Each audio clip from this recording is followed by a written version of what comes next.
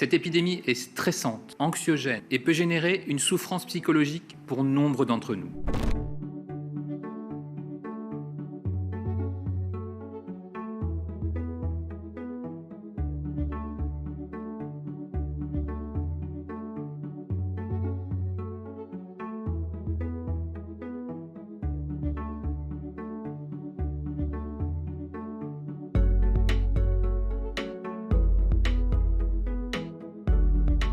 Moyen, c'est quand même d'essayer de maintenir, j'allais dire, des petits rituels de lien, justement. Dans la vie ordinaire, quand on arrive au boulot ou à l'école, etc., on se salue, on se dit des petits mots qui ne veulent pas forcément dire grand-chose, mais on dit comment ça va, et d'avoir des petites conversations.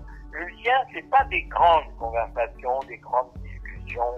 En fait, il faut entretenir pas simplement les liens forts, mais il faut aussi entretenir les liens faibles, les liens avec les voisins. C'est pas parce qu'on voit plus les voisins qu'on peut pas les appeler.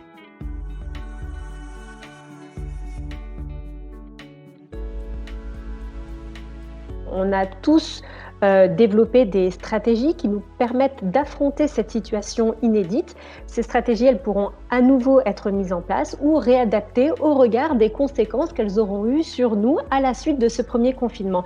Concrètement, rester en lien avec les autres, même de façon virtuelle. Rester en lien avec les autres, c'est prendre des nouvelles des autres et c'est aussi donner de ces nouvelles, ce qui permettra de continuer de verbaliser ce que l'on ressent pour ne pas se renfermer.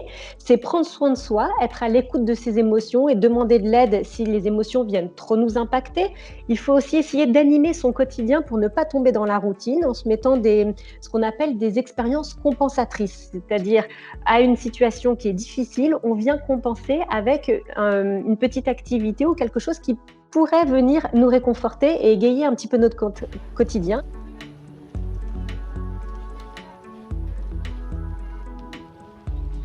Il faut faire appel à la solidarité, à la cohésion. Chaque voisin, chaque commerçant, chaque passant qui rencontre une personne âgée de son quartier ou de son immeuble a une responsabilité à jouer dans le bien-être de cette personne. Nous pouvons tous être responsables du bien-être les uns des autres en prêtant attention.